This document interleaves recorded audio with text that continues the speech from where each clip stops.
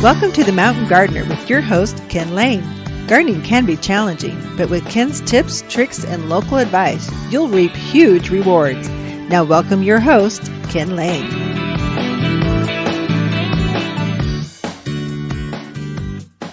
And welcome to this week's edition of The Mountain Gardener. Your host, Ken Lane, here every week talking about the landscapes of northern Arizona. And finally, it feels like spring. So it's been cold, cloudy, rainy, cold, cloudy, rainy, frosty. Since the middle of this week, it finally turned nice. I mean, you can be outside and feel warm without all the layers. The evenings are still a bit cool. This is what we look for in northern Arizona. Now, the locals use Mother's Day as the demarcation line for planting tropical plants outdoors. That is, your summer-loving, heat-loving, very frost-tender kind of plants. That's when they start to put those out. Now, that's Mother's Day. The May 8th is the actual 100-year average. We use the holiday. It's a little later this year, but as a sort of a go-to marker in the calendars when we can start putting out tomatoes and peppers and cucumbers and your zinnias and your geraniums and all those tropical frost-tender kind of plants. Before that, this is where it gets confusing, and this is where you can actually decide. You can actually have a conversation, go, oh, rookie gardener, or, oh, they got it going on. Whoa. If they're saying, oh, I don't plant until Mother's Day, that means they don't know about spring planting. They're just focused on the summer stuff. So our gardens, my personal gardens at home, are spectacular. Oh, they're looking beautiful. Oh my gosh, they're over the top because I planted for the spring planting season. So the pansies and the kales and the snapdragons, the poppies, there's a whole series of plants. The lettuce, the kale, the spinach, the Brussels sprouts are just over the top. These are things that love to be planted in spring. They actually don't like the summer planting season. These are not tropical plants. These are high altitude, alpine, cool season kind of plants. And so in the mountains of Arizona, we have 3 distinct growing seasons. Actually 4 if you include evergreens. One is early spring. You start planting usually in March. This is all the stuff I just mentioned, all the things that look so good right now. Mother's Day starts the summer or tropical planting season. That's the things that do not like cold. They need to have warm soil and warm days and warm nights. They love to be warm all the time, warm. Put them out on a beach and let them soak up the sun all day long. Let's go 24/7 if they can. They'd be happier with that. These are tropical plants. We're just now, it looks like this weather just turned where you can start putting those types of things into play. Then there's the fall planting season, starting about August or September. You can start replanting those alpine or cool season kind of plants. And those will actually bloom right through the winter, at least in the Prescott area. Now, this show is broadcast all over northern Arizona, from Henderson and Kingman to the White Mountains and everything north of Anthem, basically. So I realize you're tuned in with all kinds of altitude ranges. You folks in Groom Creek or Highland Pines or Williams are a little different than those folks over in Camp Verde, Cottonwood, Cordes Junction, Sedona. You might be a little warmer, but as a general rule, those plants will bloom right through winter. Now, Flagstaff, White Mountains might be a little different, but for the rest of us, we're good. We can be harvesting kale and parsley right through winter. It's amazing. This is a fabulous growing season. Longer than most people in the rest of the country can actually garden. We've got some luxuries there with our season, just very long. And so this is when we're starting, I think now, where you can start, if you watch the weather closely, I think you could start to plant some of your summer tropical kind of things. Now, there's 2 types of basic plants people are coming into the garden center right now. It's been busy. It's been record breaking. We've set 4 all-time records for the company. This is 58 years in business. 4 all-time records this week alone. So it keeps setting the bar higher. We're not even into May yet, which is when the peak is. So everyone is gardening right now. They're all in the backyard going, I am bored to death. I need some fresh air. I just want to sit down and relax over a fire pit and watch the hummingbirds fly around. They're gardening for that, to be outdoors, to get together with loved ones. I think social distancing's caused some anxiety. People, every once in a while, about every 100th customer, you can tell they've been pent up a little too long. Maybe they're off their meds. I'm not sure, but they're kind of grumpy. You go, I just want to give them a hug. Why don't you smell this geranium, this scented geranium? It's beautiful. It'll make you feel better. But most folks are really into it. They're looking forward to being outdoors. And so there's 2 types of plants they're really planting right now. Annuals, and then there's perennials. And there's been some confusion, so I thought I would just explain that really quickly on what is the difference. So let's talk vegetables. Most vegetables are annuals. They will produce for the year, and then they're done. In the winter, they die off. So if you're planting a tomato, that's an annual. It'll grow through the season. It'll go until about the end of October. Then frost comes, and it kills it. So perennials are those things that come back year after year. Perennially, every year it gets bigger and better and bolder and more. Lots of flowers. Most of your wildflowers are perennials. They come back every year. So your poppies spread through the yard. Your echinaceas get larger. Your gaillardias get even better. Your salvias get taller. These are all perennial flowers. There are some perennial vegetables, like artichokes. I would say rhubarb. What else? Oh, your herbs. Most of your herbs, fresh herbs, are perennial, except for basil and cilantro. And sometimes they can reseed. But perennial, the definition truly of a perennial is this plant will hibernate underground, and sometimes you even forget where they are. If you didn't mark them, you don't know your gardens that well, you go, well, where were those? Where was that salvia? Where was that oregano? Where was it? And then it starts emerging right now. So my creeping thyme is coming up, and it's looking beautiful. So those things are perennials. They come back from the roots every year, stronger and bigger and better. If they come back from the seed, that's not technically a perennial. It's really an annual that reseeded itself, and it's coming back fresh every year in a different spot. So you never quite know. So a peony, they're beautiful right now. They're coming up. Mine are loaded with flowers. They'll be in bloom in the next couple weeks. That's truly a perennial because it's coming up from that same rootstock every year. If your violas or your pansies come back up on you, that's technically an annual, but sometimes they act like a perennial in my gardens because they reseed so prolifically. Jupiter's beard, there is a Centranthus. It's a native wildflower kind of a flower. My echinaceas, the same way gaillardias. They come back, that plant comes back from the root every year, but then also it's such a happy flower here that it can often reseed in other areas. So here it's got a hybrid.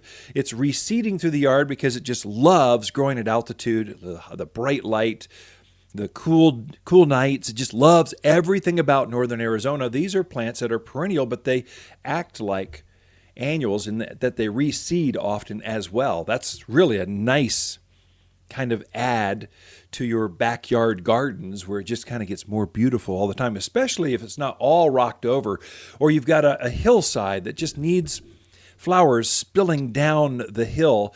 There you plant some of these wilder flowers at the top of the hill, and they'll reseed and you just see them spilling down the hill. It's beautiful. So this year it looks like we've got a super bloom going on. It's the wildlands. I've been mountain biking this week, hiking around, and the wildflowers are spectacular. So the Indian paintbrush, the verbenas, and all these things you can plant in your own yard. They don't transplant from the native area to your backyard because you've got such a long taproot, they don't transplant. But you can buy one from the nursery and plant it in your own yard, and it will just come back for years to come. Got a lot in store for you. Be right back. You've been listening to The Mountain Gardener with Ken Lane, owner of Waters Garden Center in Prescott. Join him every week for timely garden advice right for the gardens. Visit Ken where he can be found throughout the week at Waters Garden Center in Prescott. Gee, my flowers just bloom too much. Said no one, ever. Hi, this is Ken at Waters. We had a crazy winter and everyone's ready for flowers in the garden. Waters Flower Power is made specifically for Arizona that gives flowers that extra boost to burst into bloom. It's an energy kick in the plants. Get ready for roses that rule, peppers that pop, and tomatoes that triumph. More power to the flowers with Flower Power at Waters Garden Center in Prescott. Waters Garden companion plants of the month are lilac, poppy, purple plum, and our white night candy tuft. Masses of fragrant white flowers cover mounds of perennial green foliage. Extreme heat and cold tolerant, this award winner repeatedly blooms without deadheading for super easy care. Butterflies, bees, hummingbirds are going to love your backyard again. White night candy tuft can only be found at Waters Garden Center, 1815 Iron Springs Road in Prescott.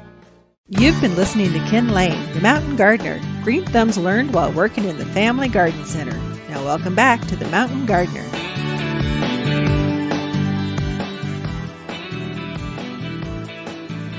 And we're back with the Mountain Gardener. We're here each week talking about local gardening and responding to many of your questions, things that are going on here in the gardens just surrounding us. When something happens in your yard, it's not just your yard.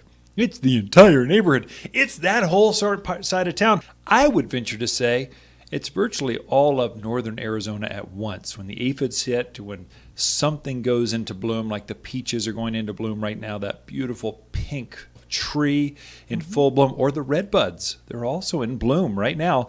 They all happen at once. So we get these questions going, what is that, Ken? What is that, Lisa? And so we give a segment to Lisa Waters Lane, and she's the one that answers those emails. Lisa, welcome to the studio. Thank you. Yeah. So the first thing I want to do is just give a shout out to some of our customers. Sure, great 'Cause idea. I think we have the most amazing, best customers in the world. No doubt. So last week, one of our customers, and I forgot to get her name, darn it, was listening to us. We were talking about javelina. Yeah. And we were calling them pigs. Okay. So she brought me this book called Critters of Arizona, I it's a love pocket it. guide. She goes, they're not pigs. And I said, well, I know, but I like to call them pigs. Because They have the appetite of a yes, pig, that's they for sure. do. But she brought me this little book. It talks about all the critters in Arizona, and it tells us about the pigs, the javelina, and they say it's a pig-like species native to North America, but it's not a true pig. And Okay. she's right, it's not. It's a collared peccary. How do you say that? Pickerel? Pig? Yeah. They all start with P. Yeah. Say it 3 times fast. But I appreciate that. Yeah. So we do have good customers They that keep way. us That's- on our toes. So that was kind of cool. Thanks for that. And the other one is a shout out to Joe. He brought me this. What is that? That's it's amazing. and I forget where he told me he used to live, but it's the TV Garden Club, and he was part of it. And they had this old guy, and he put this book out. Looks like it's put together with a typewriter. No. Awesome. I was like, Pre-word wow, processor. he typed that whole thing out.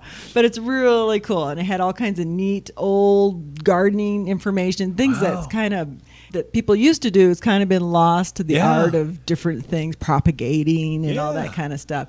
So I have had fun reading that, and I wanted to say thank you to Joe for We'll have to bringing that in. Pull a few Yeah. tidbits out. You know, sometimes if you go too far forward, you Mm-hmm. start to get too creative and you Right. forget what really works. And you got to go backwards and go, where would our roots come from? And Right. you just got to reset. We do that in business. We get so crazy. 50 years in business this year. So many times when you lose track, you go, where were we at? You just go, I just go back and look, what did Harold Waters do when we started? Right. What were our foundation? What were our core values? What were the numbers then? And I just go backwards and I kind of reboot.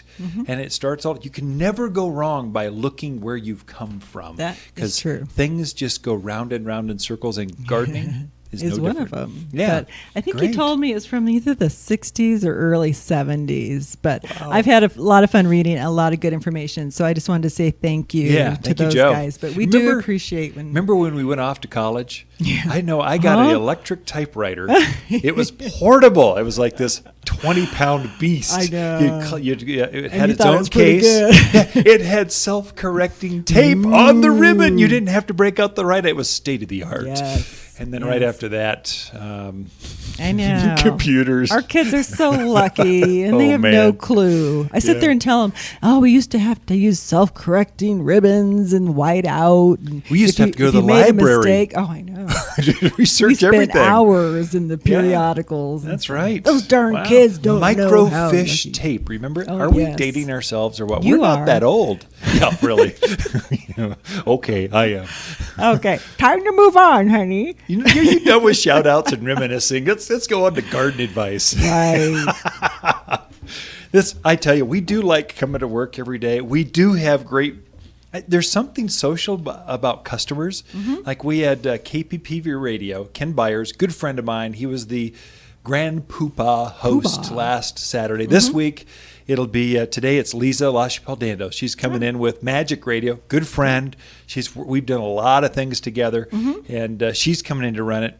But when Ken was here and his whole staff, he goes, "Wow, you have the best customers. When we go to this kind of customer, or this kind of client, or this kind of, they aren't as nice." Well, yeah, half the folks coming in, it's just a therapy session. Instead, they're writing off the doctor's visit. They come to just walk amongst the plants and see things. They might take a thing home with them, or they might not. You just never know. It's just beautiful, and it is a relaxing thing at a garden center, and then it's relaxing. It's not maybe relaxing. And when the semis aren't stacked up at the back gate, it's a very relaxing place. So, and so are our customers. So they're just laid back, and it is social. Gardening is social. It is very much a social Yeah. thing. Which reminds me, this is from Winnie and Bob, and they're sending a shout out to you, saying thank you for the articles that you put in the paper. Oh, and thank because of you, they've been able to provide produce for a lot of their neighbors in their neighborhoods. That's So, awesome. Winnie and Bob, Yeah. thank you.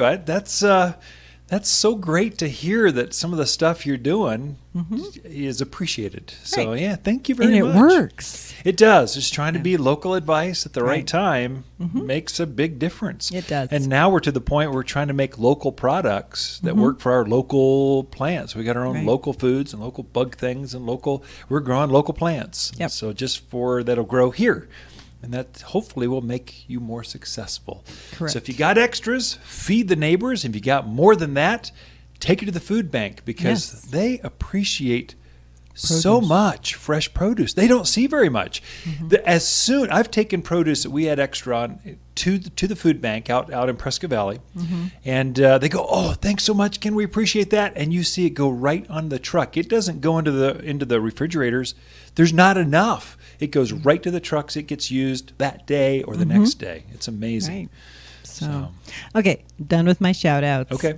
But We're halfway through the segment with nothing but shout out. But thank you, Winnie and Bob. so the main emails and phone calls and everything this week has been thrip, and Yeah. more Boy, thrip. is that amazing? They're tough this year. Yeah. I don't know whether it's because it was warm or late snows. I don't know. I mean, I know some years they're worse than others. But thrip or no-see-ums. I think we covered it last week, but let's do it again. Yeah, they How just do you showed take up care of this it? week in earnest. So we had heard rumors that they were coming. So we heard the Verde Valley, the Sedona areas. We had heard they were coming to Cordes Junction. You could almost see the customers, the migration. That's the beauty of having a regional garden center. You get to hear folks. They're coming in from everywhere. Right. And so thrip, how do you deal with them? They're little tiny things. The only way you can see them, and this is a quick bit of advice, take a white sheet of paper, typing paper, printer paper.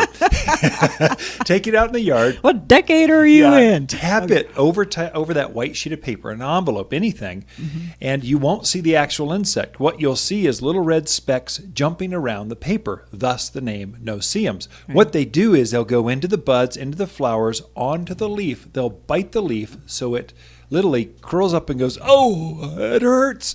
And it starts to weep sap, and they're sipping the sap. They are eating your plants alive. And the other indications, the blooms will fade almost immediately. They'll bloom for a day and then fade. They should bloom for a month. They're blooming for literally hours or days. They're sucking the life out of the bud. The leaves will wrinkle and curl and become damaged. They're not perfect and crisp and clean like they should be. They're damaged. You've got to spray them. This is important. You've got to get on this right away or the damage just keeps accentuating. There's only one spray I know of, and I have tried them all. It's called Captain Jack's Dead Bug Brew. I love the name. Just Captain like Jack. saying it, If you come in the garden center, you go, Ken mentioned Captain or Jack's or Dead Bug It's not Brew. Captain Morgan. No, it's Captain Jack. where are you at? On vacation Bad girl. with my yeah, mom. that's right. Mexico, our other country away from our country.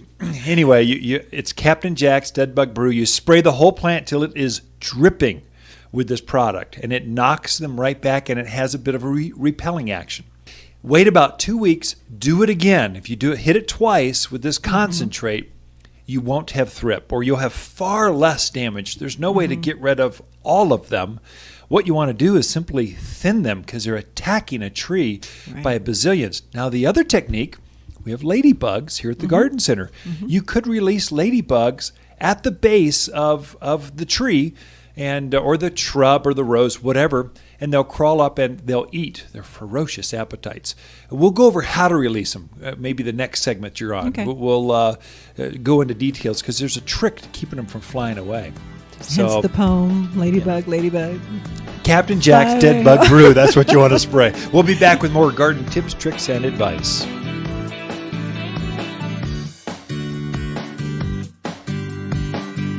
You're listening to Ken Lane, a.k.a. the Mountain Gardener. Ken can be found throughout the week in Prescott at Waters Garden Center. Listen each week as he answers timely garden questions unique to mountain gardens. Hi, Waters with the plants of the week and our double pink Linton Rose. Stunning double pink flowers dangle from this amazing perennial. And this flower stands apart from the rest for its tremendous color impact that starts in midwinter and then holds its blooms right through spring. So tough it's rarely bothered by bugs and completely deer-proof, all for just $17. Waters Garden Center, 1815 Iron Springs Road in Prescott, where people who love new pink perennials, they love to shop.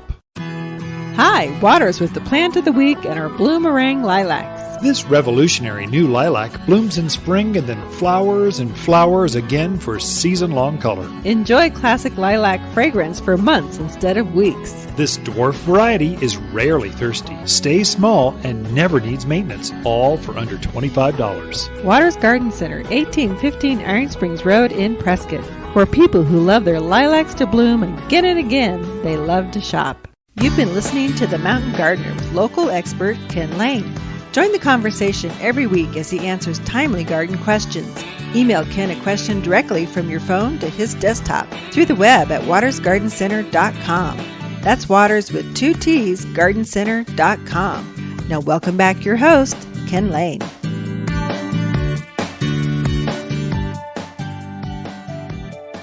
Can I just give you a few tips, some things that I'm doing for my vegetable and flower beds? Mainly vegetable. I'm starting to put more veggies in. The containers are going in right now, and the raised beds that I have.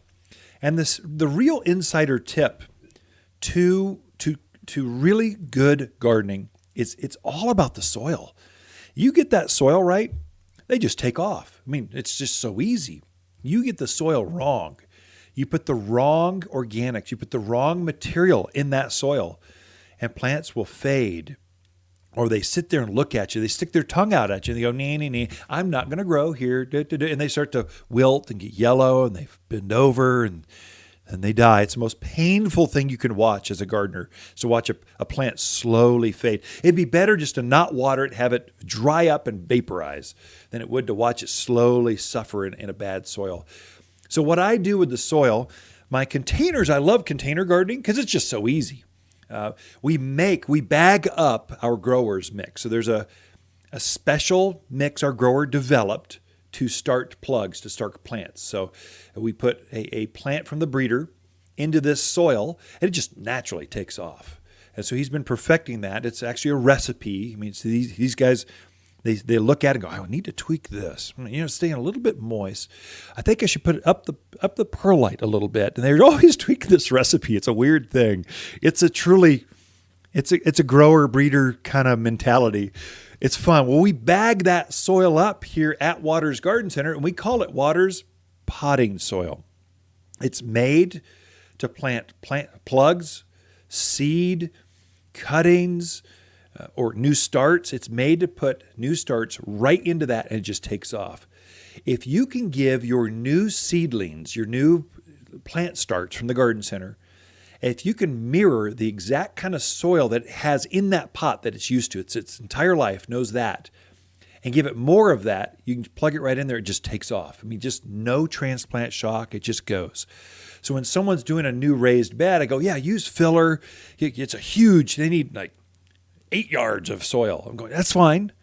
Get some garden mix. It's pretty much from some soil shop. Basically, they take manure, wood chips, and they dig out silt out of a stock tank. That's their garden soil. It's terrible stuff. It's heavy, thick, doesn't breathe. But it's good filler. At least it drains.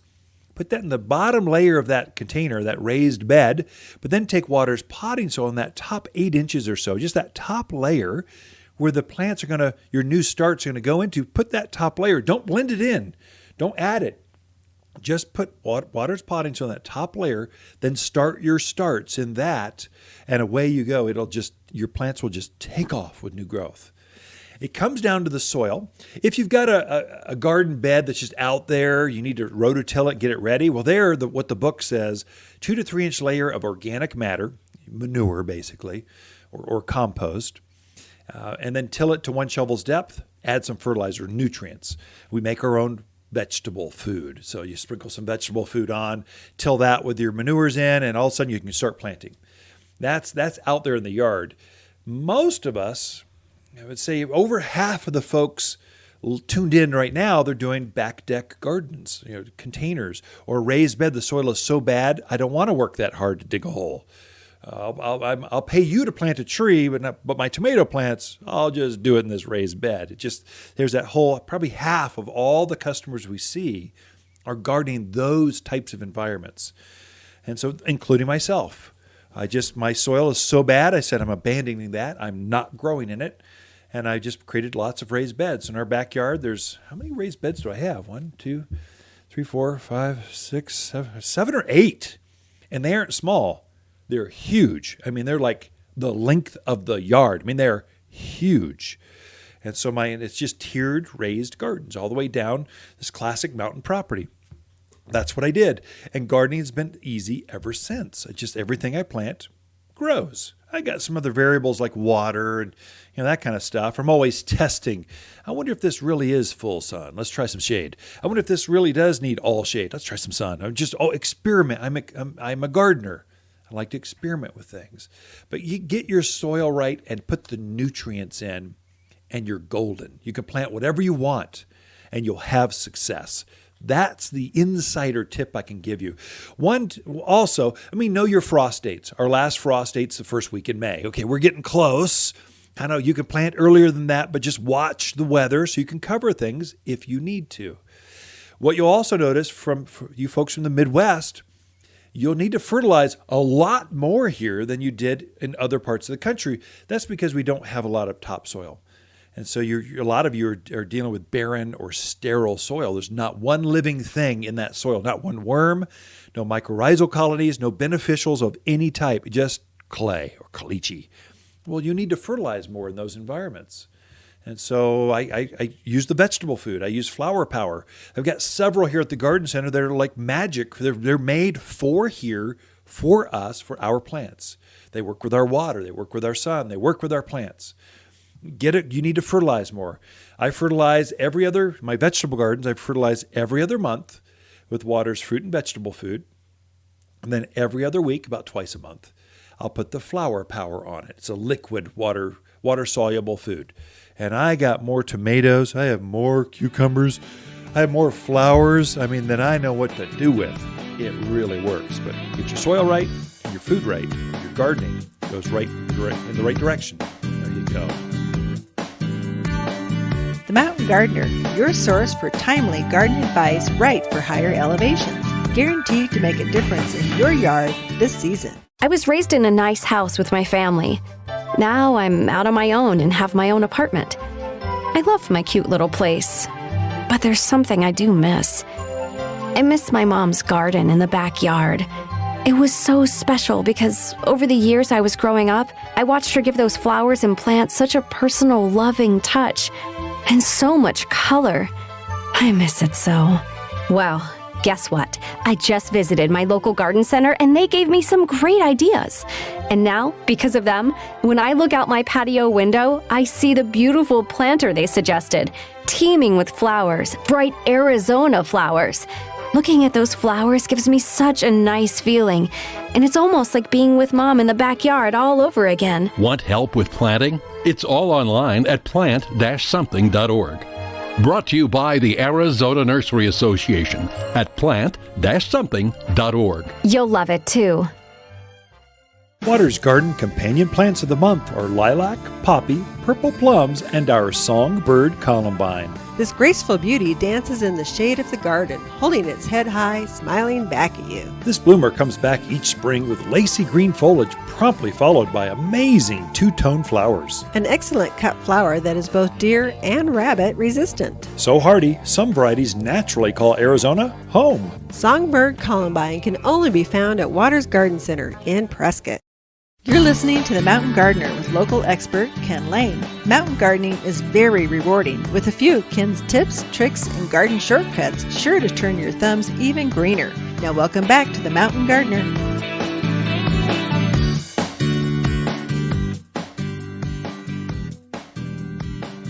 Okay, so we are back with the Ken and Lisa show, just because, I don't know, it's fun. I thought it was the Lisa and Ken show. Well, okay, I'd go with that. Oh, sure, okay. I got no ego. Okay, maybe not. You laugh too loud. I've been married to you for 25 years. Not yet. July 25th. Be 20. Okay. That's our silver. Pretty darn close. It is pretty We can darn call close. it 25. Anyway, we are giving Lisa the plant segment, just your Lisa's favorites, or Lisa's list, or Lisa's garden tips. And so you went out and got some garden plants that you tend to favor that would work well up here in the mountains of Arizona. Yes. What do you got for this week? Well, this week we're looking at, we thought, well, we need to put together some tables of flowers for people who have critters that get into their yards. Yeah. So Sure. we were looking deer, very common here, javelina, that type of thing, rabbits. Yeah. So we thought, well, let's put together a table that has flowers on it or shrubs that they will stay away from. Yeah, we should set the stage on that because I love what you did out there. I mean, you've been busy with our daughter Kate, so we got Yes. the third generation Waters out there all week. Been putting your thumbprint out there, and it is unusual: rabbits, deer, and javelina. You've been out there, and there's such a theme that you set up a whole table of perennials. I think Patty put resistive. She was afraid to put proof out there. I said, no, make a commitment. Proof. Give me the bulletproof plants that animals just absolutely don't bother. And so you all put together a whole section of just animal-proof perennials that you can put out there.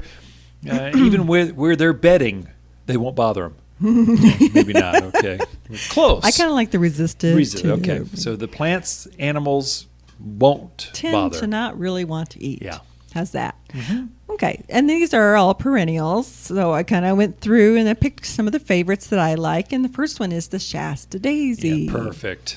That's an old timer, perfect, beautiful, kind of screams spring and It summer. does, yeah. You know, with that dark green foliage and the pretty white heads that come up and the Now, flowers. are they showing flowers right now? They're just starting to. Oh, nice. So we're talking Shasta daisies. Is that that's right, daisy? right. Knee high, dark, rich green. You would swear the animals would like them. Right. But we actually make bug killers out of those. So you can. It's actually a bug repellent. Bugs don't like them. Right. Animals don't like them. So it's a great one to have in the yard where you've just had real issues. And perennials are those that come back every year. So they Right. just keep expand. They keep growing, Getting clustering. bigger. Yeah, But great they're advice. just great in the perennial beds or even just out by themselves in the Yeah. yard. Do a wonderful thing. Shasta daisies. Shasta daisy. And the next one I like is yarrow. Now, this is great for if you have a more natural yard Sure. or a low maintenance yard. The yarrow is great for that. And Yeah. it's comes in a couple of different colors. You got the old standby with the yellow. Yep. I think that's the moonshine. Sure.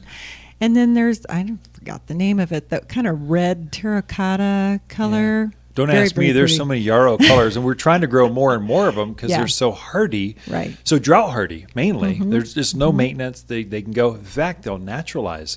They'll Mm-hmm. actually, you put them on drip or water them by hand for a season, and all of a sudden, they'll go on their own. So they need no care, and they'll kind of reseed themselves in Mm-hmm. Right. the yard. So our front yard at the house is lush. It's high maintenance, high water, high fertilized, high. It's beautiful. Everyone goes by and goes, "Oh, your yard is so nice." But the backyard is all natural. It's that Mediterranean, southwestern, no care. I want no commitment, but it has to look gorgeous all the time Right. because we And it is entertain a lot. pretty. But we don't hardly. It takes no care or water or anything. Yarrow is one of our standards Right. back there because it's so tough. Great full sun plant, Yeah. too. Could take the heat and Erosion on control. going. I mean, just any of that kind of stuff. Birds like it. Butterflies will land on them, but the animals don't like that fuzzy foliage. Right. So it gets stuck in their throat, and they go, yeah. Where's the water? "I need a Coca-Cola. Where are they?" So, yeah, yarrow's a great one. The other one is meadow sage, which has that real pretty kind of purple spike flower that comes up out of it. It's kind of a clump, Yeah. with foliage and then the purple spikes that come out of it. Very attractive. Very nice, adding color into the yard, and the animals really just don't like it. That's the same one we're using in the raised beds going down the back. Gets Right. what? Not even knee high. It's No, just stay above shorter. ankle. I'd say A foot 12 to high? 18, yeah. Yeah, a foot higher or so. Another one that spreads and super long bloom cycle Yes, for a yes. perennial. Most perennials bloom for a month and they're done. Right. This one blooms and then keeps blooming and keeps blooming, and then by fall it's done blooming. So it's just kind of one of those crazy purple flowers that Right. keeps on going. Very pretty. So the other one that has more yellow orangey flowers is the gaillardia, or sometimes perfect. called blanket flower is another one you hear it called by. And there's a few different varieties of that, from the fanfare. I think Monrovia has a lemons and oranges one. Neat. Haven't Yeah, seen that one. pretty neat. I like fanfare because it's when you look at the beautiful. flowers, it's not petals. It looks like trumpets coming out from Right. that seed head. The sparrows love to eat the seeds off that. But thus the name fanfare. It looks like trumpets are coming out. And so you have to take a close look at that flower because it's so spectacular. Right. But it has that classic blue foliage. Animals don't like the color blue for some reason. I don't know Right. why. But they Thought they were just colorblind. that's one we put in hydromulch, the seed mix, so that we can do road cuts or erosion control or septic tank cuts, construction scars. Gaillardia must go in that one because Right. so hardy, reseeds, keeps everything in play, and the birds love them, Yeah. but the animals don't. Right. And it really is an attractive flower Yeah. on it. So that's another nice one. The other one is euphorbia. Oh, perfect. Yeah. And those are kind of cool. Really add different texture. They don't bloom. They do This- bloom, just it looks like the No. foliage. Okay. It's just the blooms. You can't tell it's blooming because the bloom looks like the foliage. It's kind of a cool, funky space. It moon, is. It moon adds flower. a different texture into the yard, something a little different. But yeah, really great plant. And there again, it comes in like some variegated colors, Yeah. some that are just green. So that's a Different neat one to colors, look mix at. and match up to about a knee high. And euphorbias are related to poinsettias. So they have that same kind of white sappy when you break Right. off the sap. And I think that's why the animals don't like Probably. them. They have that nasty sap that gets on your skin and goes, I can't get this off my fur. What the heck is going on here? So I think that's Right. why it's keeping them off. And so euphorbias, if you're not familiar with those, it's a perennial that's evergreen. Super drought hardy because it holds a lot of sap in the stems, in the foliage, and yet animals don't bother them. So put them in the rock gardens. Put them by the driveway, up and down the length of the driveway where there's a lot of animal activity. Full sun equals nice, fuller plant. Euphorbias are they're a natural for the mountains of Arizona. Now, is gopher spurge, that's a variety of euphorbia, I believe it is, isn't and it? it's also Yeah. a euphorbia. Yeah, keeps gophers away. Yeah, so repelling underground and above ground. It just keeps on repelling. It's the super plant. Okay. I always tell folks, well, if it doesn't keep them away, you can always take the bucket and throw it at the animals, keep them away. Okay. We'll move on from that one. Next one is daylilies. Another great plant that likes the full sun and just kind of keeps on blooming through the summer and tough. It has that real pretty green foliage on it as well. Yeah. But just a super plant for out in the yard, low maintenance. Another good one is any of the varieties of salvia. Yeah, lots Anything- of salvias. Or sages is another, any of those. Anytime it says salvia or sage, good plant. Right. They'll stay away from it. And a lot of, most people are used to the autumn sage, Right. but there's a lot of new colors in There that. are. The pinks, the hot lip, which is the red and white. There's some real dark purples. We've even got some over in Cottonwood. They're growing that are apricot colored. Yes. They're really those are cool. neat. So Those are neat. Yeah, So- we've got that one, the red, I think hot lips. That's the one with the red and the white flower. It looks like lipsticks, like you've taken Right. lipstick and dabbed each one. And then Gara is right next to that. So out by the Yeah, mailbox, looks nice. it's staggered and it's beautiful the way they summer bloom. And the animals, we've got javelina and rabbit. They don't bother either one of those. Yeah, because Gara's not on our list, but we've never had critters it's a great eat plant. it. Yeah, just because it's not on the list doesn't mean it's it not. better get put on the list. Ask us because we're always adding to the Right. list. So good. I'm changing Look at it. the table Lisa and Kate put together on animal-proof perennials, and then we'll get you some more. We'll just keep that stocked throughout the season so you got some good starting points. Right. We'll be back with more garden tips in just a moment. Look for more tips, tricks, and garden shortcuts through Ken's website. Podcast the show, read his weekly garden column, or follow him on Facebook and Instagram at watersgardencenter.com. That's Waters with 2 T's, gardencenter.com. Hi, Waters, with the plant of the week and our flowering Easter baskets. Spring has sprung and time for some celebratory Easter color. The garden center is stocked full of these big, bold flower baskets grown to perfection. They're really pretty. The key to success? Abundant flowers. Everything must mesh, intertwine, and spill. The more colors, the merrier. We've grown over 200 of these festive baskets that are the epitome of Easter happiness. At just $19.99, these large flower baskets are grown to lift the spirit of the gardener within. Overflowing with flowers so nicely, they make the perfect gift for neighbors, moms, pastors, or a good friend you really appreciate. Don't forget to treat yourself to some instant flower color this week as well. These uniquely grown, specially priced flower baskets are only available until Easter Sunday and all for under $20. Waters Garden Center, 1815 Iron Springs Road in Prescott. Where people who love colorful Easter baskets, they love to shop. Welcome to the Mountain Gardener with Ken Lane. Gardening in the mountains is different. Listen to Ken's tips, tricks, and garden shortcuts guaranteed to make your gardens more beautiful than ever this year. Now for better advice that works locally, welcome your host, Ken Lane.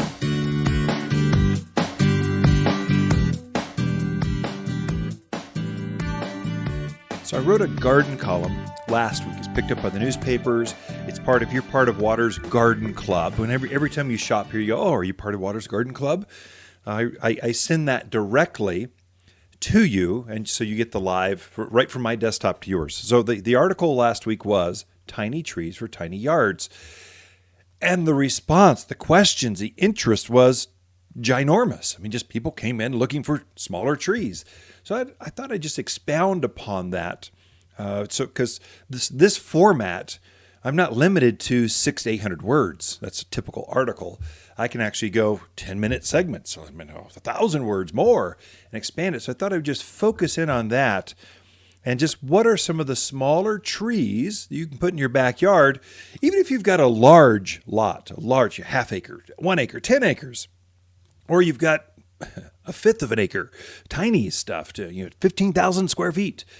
We all have sections where smaller trees are beneficial, next to the patio, down the property line in between two houses. This is where you put smaller trees, street trees, right out there by the road or down the driveway. You don't want towering, ginormous trees that are always littering, dropping things on you. You want something that's cute and accent down the driveway.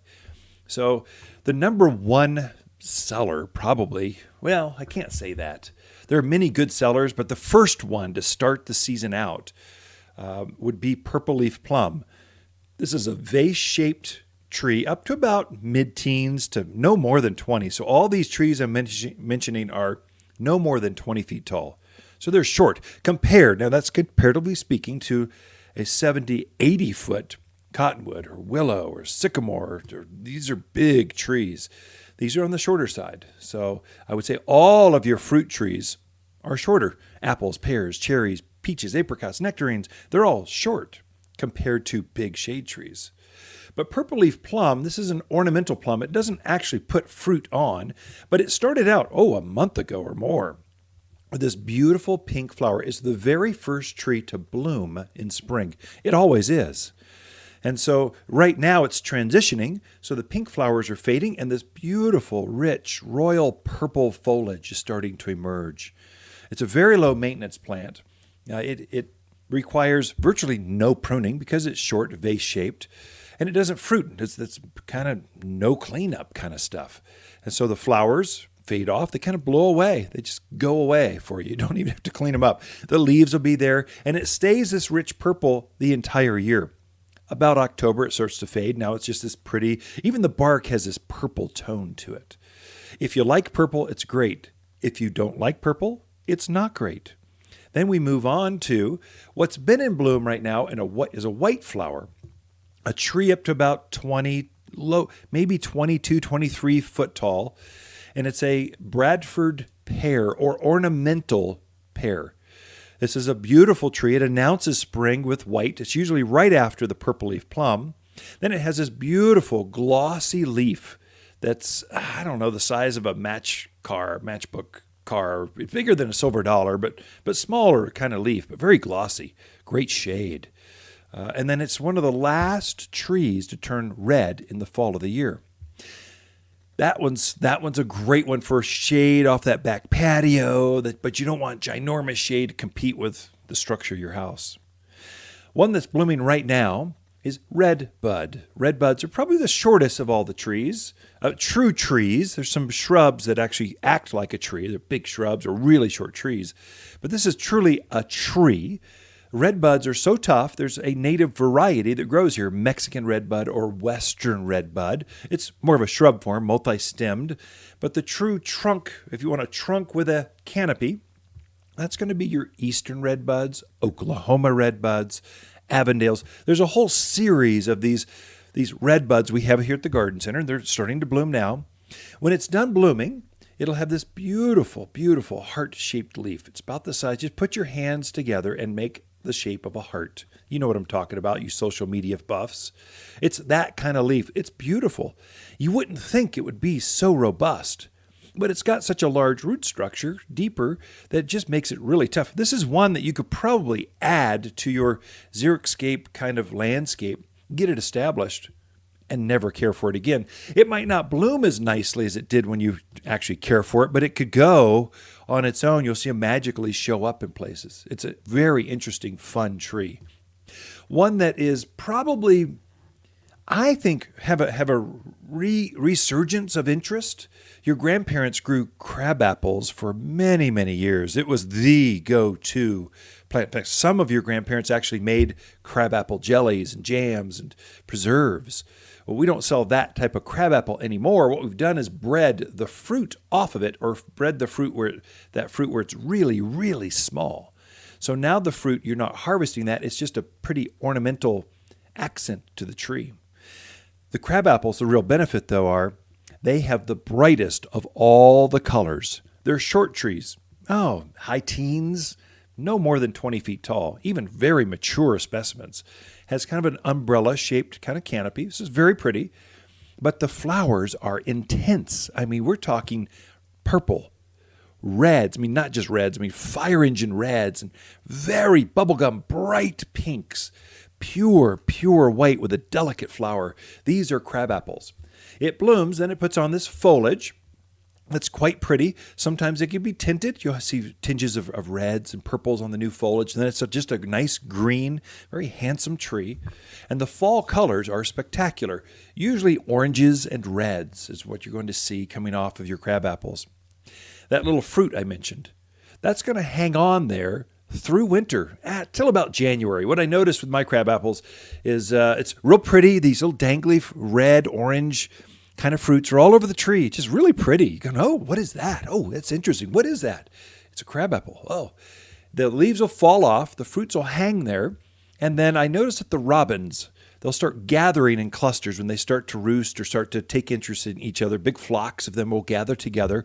They'll gather up at your water features, any kind of water you got. They'll all kind of come together, 30 of them at the same time. They also like crab apples. It's one of their delicacies. So they you'll see them flock on this tree and just devour these little fruits until they're all gone. It's like a party. They come back several days. It's just like a big old party. Usually in midwinter sometime, but it's actually a food source for bird folks. If you're into birds, plant a crab apple. It's beautiful, and you can attract more birds. I noticed, too, that my hummingbirds, they like to roost or nest or create nest up in my crab apples. It's a great plant for here.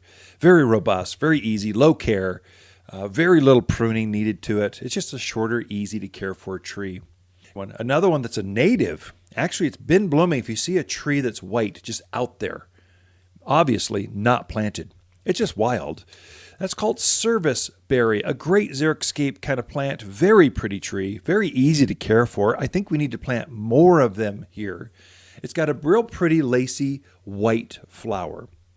When it's done blooming, it gets up maybe 15 feet tall. So serviceberry has a real pretty fruit to it. So a little tiny berry, a little blue kind of berry on it. They are edible. They're delicious. And the birds love them. You'll never get one of them because the birds just think they've died and gone to heaven. They love serviceberry. Of course, it's where they're naturally gathering. They're used to serviceberry in the wilds of Arizona. And so when they see this fruiting in your yard, they're just attracted to it. The claim to fame for serviceberry, though, is low care, low water, low maintenance, and then beautiful red fall color. It's intense. I mean, we're talking it's bright or bright orange, deep reds. That's serviceberry for you. And it's a native. It's one of us. It's just right here growing. And so if you're trying to go with low care, look at serviceberries. And I could go on, but I'm out of time for this segment. We'll be right back. You're listening to local garden expert Ken Lane, the owner of Waters Garden Center. He can be found throughout the week at Waters Garden Center, located in Prescott at 1815 Iron Springs Road. Thanks for tuning in to The Mountain Gardener. Waters Garden companion plants for the month are poppy, columbine, purple plum, and our perfumed lilac. The fragrance will remind you of visits to grandmother's house. A truly outstanding lilac for the large flowers and captivating fragrance, and super easy to grow. She is in a class by herself, even in the hottest of sun locations. The more sun she receives, the more flowers you'll have. Perfumed lilac can only be found at Waters Garden Center, 1815 Iron Springs Road in Prescott. Hi, Waters with this week's Plant of the Week and our flirty skirt pansies. No more shy pansies. These blooms beam back at you. Frilly, cheery, flirty flowers resemble Marilyn Monroe's rippled skirt blowing in a breeze. She enjoys growing in her inclement weather in a carnival of colors priced at just $7.99, so you can enjoy more than just one. Waters Garden Center, 1815 Iron Springs Road in Prescott, where people who love flirty flowers, they love to shop. This is Ken Lane, the owner of Waters Garden Center, and we're here at the Garden Center floor asking customers, why do you garden? Very relaxing and interesting, and I love watching the hummingbirds in the summer. And why do you like shopping at Waters Garden Center? There's so much variety, lot of choice, and everybody knows everything about the stuff they sell, which is very good. Waters Garden Center, helping people reconnect at 1815 Iron Springs Road in Prescott, the place where people who love to garden love to shop. You've tuned in to The Mountain Gardener with local garden expert Ken Lane. Join him each week as he answers timely garden questions that are sure to make a difference in your gardens. Now welcome your host, Ken Lane.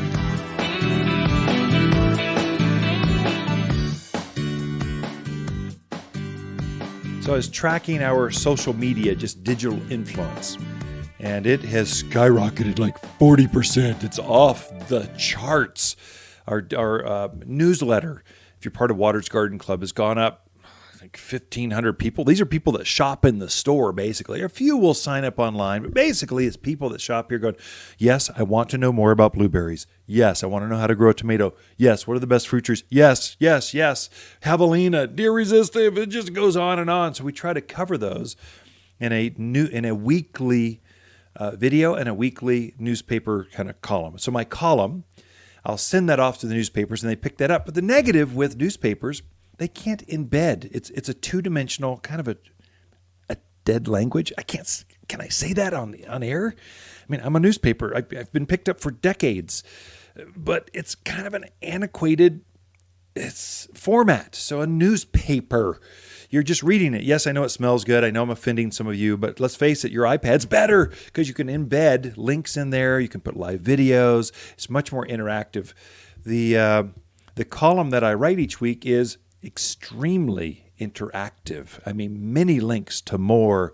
If you're of interest, you'd love it. If you're going, I don't like the title, I'm not interested in growing tomatoes, I like fruit trees, you just go delete. And I know that. So we're trying to come up with interesting topics that have great content article. I'm a pretty good writer. And then it's got links to go further out. Sometimes the tiny trees for tiny yards, I wrote that one last week, I actually put embedded links to where to buy them. I gave you links right to the farm where I get them from. And if you liked that tree, you could order it and then bring it to the nursery, free shipping, right to the back dock of the garden center, and we'd call you when it's here. That's that kind of interactive link. So I've seen a huge increase in that.